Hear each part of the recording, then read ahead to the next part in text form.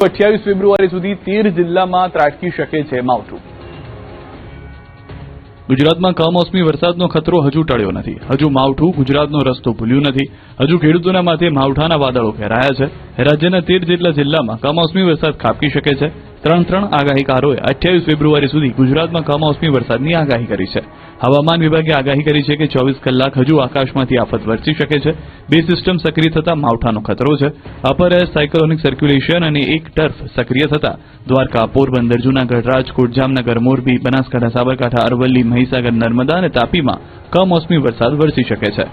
एक trap persist कर रहा है साउथ इंटीरियर कर्नाटक से लेकर मराठवाड़ा तक 0.9 किलोमीटर अब मीन सी लेवल में ये परसिस्ट कर रहे हैं. ये दिनों दो सिनेप्टिक सिचुएशंस के कारण गुजरात रीजन और सौराष्ट्र कच्छ में light rain with thunder shower का पूर्वानुमान दिया गया है. इसमें मेनली जो डिस्ट्रिक्ट आ रहा है सौराष्ट्र कच्छ में कच्छ, द्वारका, मोरबी, जामनगर, राजकोट, पोरबंदर और जूनागढ़, और गुजरात रीजन में बनासकांठा, साबरकांठा, अरावली, महीसागर, नर्मदा और तापी के लिए दिया गया है. માવઠાના કારણે અરવલ્લી જિલ્લામાં બટાકા સહિતના પાકને નુકસાન.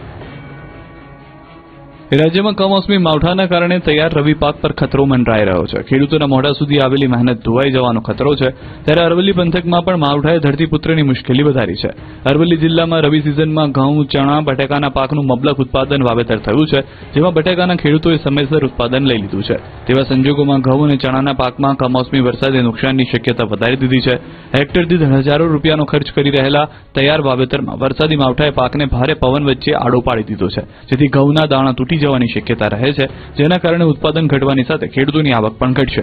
મોડાસા, કોલીખડના ખેડૂતોએ સરકાર પાસે માંગણી કરી છે કે કમોસમી માવઠા વચ્ચે એમના માટે સરકાર દેવદૂત બને. આણંદના સુચિત્રાના 25 ગામના ખેડૂતોને ટામેટાની ખેતી કરી પસ્તાવાનો વારો આવ્યો. ટામેટાની ખેતી કરી ટનાટન કમાણી કરી રહ્યા છે આણંદના સુચિત્રાના ખેડૂતો.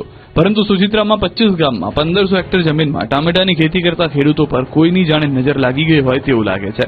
કેમ કે ખેડૂતો ડાંગર અને ઘઉંની ખેતી કરતા હતા, પરંતુ ખેડૂતો શાકભાજીની ખેતી તરફ વળ્યા. પરંતુ આ વર્ષે સુચિત્રા તાલુકાના 25 ગામોમાં 1500 હેક્ટર જમીનમાં ખેડૂતોએ ટામેટાના પાકનું વાવેતર કર્યું. હાલ ટામેટાની ખેતી ખેડૂતો માટે ખોટની ખેતી સાબિત થઈ છે. આ વર્ષે ખેડૂતોને ભારે આર્થિક નુકસાન સહન કરવાનો વારો આવ્યો છે. 5 થી 8 હેક્ટર જમીનમાં ખેડૂતોએ પોણા 2 લાખથી 2.5 લાખ ખર્ચ કર્યો છે, જેની સામે વળતર માત્ર 35,000 થી 50,000 સુધીનું મળ્યું છે. ખેડૂતોનો આક્ષેપ છે કે વેપારીઓ 5 થી 7 રૂપિયામાં કિલોના ભાવે ટામેટાની ખરીદી કરે છે, બજારમાં 70 થી 80 રૂપિયામાં વેચી માલામાલ થઈ રહ્યા છે. ત્યારે રાજ્ય સરકાર ટામેટાના ભાવ નક્કી કરે એવી માંગ ખેડૂતો કરી રહ્યા છે. બહુચરાજીના ખનોડા ગામના ખેતરમાં ઓઇલની રેલમ છે.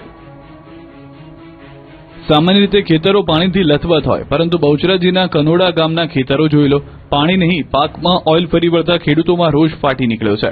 હવામાનમાં વારંવાર પલટાને કારણે ગુજરાતના ખેડૂતો પહેલાથી જ પરેશાન છે. ત્યારે મહેસાણાના કરોડા ગામના એક ખેતરમાં ઓએનજીસીની પાઇપલાઇનમાં લીકેજ થતા આખા ખેતરમાં ઓઇલ ફરી વળ્યું. ઓએનજીસીની બેદરકારીના કારણે પાઇપલાઇન લીકેજ થતા ખેડૂતના ખેતરમાં ઓઇલ ફરી વળ્યું. કનોડા ગામના સુષ્માબેન પટેલના ખેતરમાં ઓઇલ ફરી વળતા ઘઉંના પાકમાં નુકસાન થયું. આ બેદરકારીના કારણે ખેડૂતોને તૈયાર પાક બરબાદ થઈ ગયો. ઘઉંના પાકના મૂળિયા સુધી ઓઇલ પહોંચી ગયું છે, જેના કારણે બિયારણ, ખાતર અને સિંચાઈ પાછળ કરેલો તમામ ખર્ચ માથે પડ્યો છે. એટલું જ નહીં, જમીનમાં 3 ફૂટ સુધી ક્રૂડ ઓઇલ ઉતરી ગયું હોવાથી હવે આ જમીન ખેતી લાયક રહી નથી. ખેડૂતને 3 ફૂટ સુધીની માટી ખોદીને બહાર કાઢવી પડશે અને નવી માટી નાખવી પડશે, જેનો ખર્ચ પણ લાખો રૂપિયા થાય તેમ છે. ખેડૂતના માનવા પ્રમાણે ખેતરમાં ઓઇલ ફરી વળવાને કારણે આગામી 4 થી 5 વર્ષ સુધી આ ખેતરમાં કોઈ પાક નહીં થાય કે જો પાક થશે તો નહીવત થશે. રાજકોટના જંગલેશ્વરમાં સતત બીજા દિવસે પણ ગેરકાયદે દબાણોનો ખાત્મો. રાજકોટમાં સતત બીજા દિવસે જંગલેશ્વરમાં દબાણનો ખાત્મો બોલાવી દેવામાં આવ્યો. ગેરકાયદે દબાણોને સૂર્યાસ્ત થઈ ગયો. 24 કલાક ધમધમતા જંગલેશ્વરનું ચિત્ર બદલાયું. લોકોથી ધમધમતું જંગલેશ્વર વગડો બની ગયું. લોકોની કિલકારીથી 24 કલાક ગુંજતું જંગલેશ્વર આજે મશીનોના ધડધડ અને મકાન પડવાના ધડામ અવાજથી ગુંજ્યું. પહેલા દિવસે 1119 થી વધુ મકાન પર બુલડોઝર ફર્યા. બીજા દિવસે પણ 370 થી વધુ ગેરકાયદે મકાનોનો ખાત્મો કરી દેવાયો. રાજકોટનું જંગલેશ્વર, જે ક્યારેક સાંકડી ગલીઓ, લોકોની સતત અવરજવર અને વેપાર ધંધાના ઘોંઘાટથી ધમધમતું હતું, તે કલાકોના સમયમાં જ જાણે કોઈ ખંડેરમાં ફેરવાઈ ગયું. તંત્ર દ્વારા હાથ ધરવામાં આવેલી આ મેગા ડિમોલિશન ડ્રાઈવમાં વર્ષો જૂના ગેરકાયદે દબાણો પર એક સાથે અનેક બુલડોઝર ત્રાટકતા આખું ચિત્ર બદલાઈ ગયું. જ્યાં નાના નાના બાળકોના હસવાના અને શેરીઓના પરિચિત અવાજો આવતા હતા, ત્યાં આજે ચારેકોર માત્ર કાટમાળના ઢગલા, ધૂળની ડમરીઓ અને જેસીબી મશીનનો કર્કશ અવાજ સંભળાઈ રહ્યો હતો. મકાનો પડવાના ધડામ અવાજ સાથે એક આખો વસવાટ ઇતિહાસ બની ગયો. પોલીસના ચુસ્ત બંદોબસ્ત વચ્ચે ચાલી રહેલી આ કાર્યવાહીને કારણે લોકોમાં ક્યાંક ફફડાટ તો ક્યાંક લાચારી જોવા મળી. રસ્તો પહોળો કરવા અને ગેરકાયદે બાંધકામો દૂર કરવાના આકરા વલણને પગલે જંગલેશ્વરના દ્રશ્યો એટલી હદે બદલાઈ ગયા છે કે જે લોકો અહીં વર્ષોથી રહેતા હતા તેઓ પણ આજે પોતાના ઘરનો રસ્તો ઓળખવામાં થાપ ખાઈ જાય તેવી સ્થિતિ સર્જાઈ છે. હવે ખાસ વાત તો એ છે કે વહીવટીતંત્રની આ બુલડોઝર નીતિએ સાબિત કરી દીધું છે કે કાયદાના શાસન સામે ગમે તેવા મજબૂત ગણાતા દબાણો પણ ટકી શકતા નથી.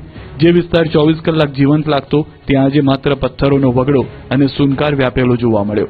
2 દિવસમાં ઇતિહાસનું સૌથી મોટું ડિમોલિશનની કામગીરી હાથ ધરવામાં આવતા જંગલેશ્વર હતું ન હતું થઈ ગયું. હવે સમગ્ર વિસ્તાર વિરાન બની ગયો છે. માત્ર ને માત્ર કાટમાળનું સામ્રાજ્ય છે. હવે મનપા દ્વારા યુદ્ધના ધોરણે કાટમાળ હટાવવાનું શરૂ થશે. આ તરફ જામનગરમાં ઝૂલેલાલ મંદિર પાસે ગેરકાયદેસર દબાણ દૂર કરાયું. જામનગર શહેરના જૂના રેલવે સ્ટેશનથી 332 સુધીના દબાણો પર બુલડોઝર ચલાવવામાં આવ્યું હતું. રોડની બંને સાઈડ ઉપર કાઉન્ટરો બહાર કાઢી, કેબિન રાખી, મંડપ ઉભા કરીને દબાણો કરવામાં આવ્યા હોવાની ફરિયાદ ઉઠી હતી. જેથી મહાનગરપાલિકાની એસ્ટેટ શાખાની ટીમે દબાણ હટાવવા કામગીરી હાથ ધરી હતી. આ દરમિયાન વેપારીઓ સહિતમાં થોડીવાર માટે દોડધામ મચી ગઈ હતી. એસ્ટેટ શાખાની ટીમે દબાણ હટાવવા માટેનો સમય આવતા થોડીવારમાં જ તમામ દબાણકર્તાઓ પોતે કરેલા દબાણો સ્વેચ્છાએ હટાવી લીધા હતા. જેમાં અમુક દુકાનદારોએ બહાર કાઢેલા કાઉન્ટરો તેમજ મંડપ, કેબિન સહિતના સામે કાર્યવાહી કરવામાં આવી હતી. તો ઝૂલેલાલ મંદિર પાસે કરાયેલા દબાણને મનપાની ટીમ દ્વારા દૂર કરવામાં આવ્યા. ચેટીચાંદનો તહેવાર નજીક આવતા મંદિર પાસેના પતરા હટાવાયા. પોલીસે સ્થાનિક અગ્રણીઓને સમજાવીને દબાણ હટાવવાની કામગીરી કરી. સુરતમાં હાઈટેક ચોરો લેપટોપથી કારનું લોક ખોલી કાર લઈને ફરાર થઈ ગયા. એઆઈના જમાનામાં હવે ચોરો પણ ડિજિટલ હાઈટેક બની ગયા છે. સુરતના કડોદરા વિસ્તારમાં ભેજાબાદ ચોરોએ લેપટોપથી કારનું લોક ખોલી ફોર્ચ્યુનર કારની ચોરી કરી હતી. કડોદરા ખાતે નેશનલ હાઈવે 48 પર ખુલ્લેઆમ ચોરી કરનાર કાર લઈને ફરાર થઈ ગયા. તસ્કરોએ મધ્યરાત્રિએ લેપટોપ દ્વારા કારની સિસ્ટમ હેક કરીને આશરે 30 લાખની કાર ઉઠાવી. દ્રશ્યમાં જોઈ શકાય છે કે કાળા રંગની કારમાં 3 થી 4 શખ્સ ઉતરે છે. બાદમાં વેપારી જેઠારામ જાટની પાર્ક કરેલી કારનો કાચ તોડી અંદર પ્રવેશે છે. લેપટોપની મદદથી સિસ્ટમ હેક કરી કારને ચાલુ કરે છે અને પછી કાર લઈને રફુ ચક્કર થઈ જાય છે. મોડી રાત્રે લગભગ 3:30 વાગ્યે સાયરનનો અવાજ આવતા કાર માલિક જાગી ગયા. નીચે જોતા કાળા રંગની સ્કોર્પિયોમાં આવેલા 3-4 અજાણ્યા શખ્સો તેમની કાર ચોરીને ભાગી ગયા. વેપારીએ તાત્કાલિક 112 પર પોલીસને જાણ કરી. કડોદરા પોલીસે ચોરોને પકડવા તપાસ હાથ ધરી છે. વાપીમાં બૂટ ચંપલ ચોરી કરતો ચોર કેમેરામાં કેદ થયો. વાપીમાં એક અજીબ ચોર ત્રાસ વર્તાવી રહ્યો છે. આ ચોર માત્ર ઘરની બહાર રાખેલા નવા અને આકર્ષક બ્રાન્ડેડ બૂટ અને ચપ્પલની ચોરી કરે છે. વાપીના ખડકલા વિસ્તારમાં શિવહરી ગ્રીન સિટી સોસાયટીમાં ધોળે દિવસે ચોર બિલ્લી પગે ઘૂસે છે અને ધોળા દિવસે ઘરની બહાર રાખેલા બ્રાન્ડેડ શૂઝ અને ચપ્પલની ચોરી કરી છૂમંતર થઈ જાય છે. ત્યારે આ ઘટના સીસીટીવી કેમેરામાં કેદ થઈ ગઈ હતી. મહત્વપૂર્ણ છે કે આ ચોર માત્ર ચપ્પલ કે શૂઝની ચોરી કરે છે. આથી મોટી ચોરી નહીં હોવાથી લોકો પણ ફરિયાદ કરવાનું ટાળે છે. ત્યારે હવે આ ચપ્પલ ચોરની હરકતો સીસીટીવી કેમેરામાં કેદ થઈ, જેનો વિડીયો સોશિયલ મીડિયામાં વાયરલ થતા આ બૂટ ચોર અત્યારે ચર્ચાનું કેન્દ્ર બન્યો છે. સ્થાનિકોએ પણ બૂટ ચોરની આવી ઘટનાઓ અંગે પોલીસને જાણ કરી હતી. પનીરના નામે ઝેરના વેપલાનો પર્દાફાશ થયો. અમદાવાદથી શહેરની 10 હોટલ રેસ્ટોરન્ટના પનીરના નમૂના ફેલ. અમદાવાદીઓ કોઈપણ હોટલમાં પનીરનું શાક મંગાવતા પહેલા 1000 વાર વિચાર કરજો, કેમ કે પૈસાના પૂજારીઓએ પનીરના નામે ઝેર વેચવાનું શરૂ કર્યું છે. જેનો પર્દાફાશ અમદાવાદના મનપાએ કર્યો. મિલ્ક પનીરના નામે એનાલોગ પનીર ધાબળવાનો ખેલ સામે આવ્યો છે. 1-2 હોટલો નહીં પરંતુ 10 નામી હોટલોમાં પનીરના નામે ઝેર વેચવામાં આવી રહ્યું હોય તેવું જોવા મળ્યું. અમદાવાદ મ્યુનિસિપલ કોર્પોરેશનના ફૂડ વિભાગ દ્વારા શહેરના વિવિધ વિસ્તારોમાં આવેલી હોટલ અને રેસ્ટોરન્ટમાંથી પનીરના નમૂના લેવામાં આવ્યા, જેમાંથી 10 જેટલી હોટલ અને રેસ્ટોરન્ટમાં વેજીટેબલ અને પામ ઓઇલમાંથી બનેલા પનીરનો ઉપયોગ થતો હોય તેમજ ઓછા મિલ્ક ફેટના પનીરનો ઉપયોગ થતો હોવાનું સામે આવ્યું. આ 10 હોટલ એન્ડ રેસ્ટોરન્ટને નોટિસ આપી દંડ ફટકારવામાં આવ્યો. સબ સ્ટાન્ડર્ડ આવેલા પનીર અમદાવાદની 3 જગ્યાએથી ખરીદવામાં આવ્યા હોવાનું સામે આવતા ફૂડ વિભાગ દ્વારા 3 જગ્યાએ દરોડા પાડીને પનીરનો જથ્થો જપ્ત કર્યો. આ પનીર દૂધમાંથી નહીં પરંતુ વનસ્પતિ તેલ, પામ ઓઇલ અને મિલ્ક સોલિડથી બનાવવામાં આવતું હતું. બાપુનગર કાકડિયા હોસ્પિટલ પાસે ધ લિયો પિઝામાંથી લેવાયેલું પનીર, નરોડા જીઆઈડીસીની ક્રિષ્ના ડેરીમાંથી, નવરંગપુરાના ક્રિષ્ના આલુ પરોઠામાં વપરાયેલું પનીર, સોલા આરકે ડેરી પ્રોડક્ટ્સ અને સેટેલાઇટ માં કી રસોઈમાં ઉપયોગમાં લેવાયેલું પનીર વેજલપુર વિજય ડેરીમાંથી લેવાયું હતું. ફૂડ વિભાગની ટીમ દ્વારા આ 3 જગ્યા પર દરોડા પાડી 173 કિલો જેટલું પનીર જપ્ત કર્યું. બાકીની 7 જેટલી હોટલ અને રેસ્ટોરન્ટમાં અમદાવાદ શહેરના બહારના વિસ્તારમાંથી પનીર લાવવામાં આવ્યું હતું. વડોદરાના આસોજ ગામની સીમમાંથી નકલી ચલણી નોટ છાપવાનું કારખાનું ઝડપાયું.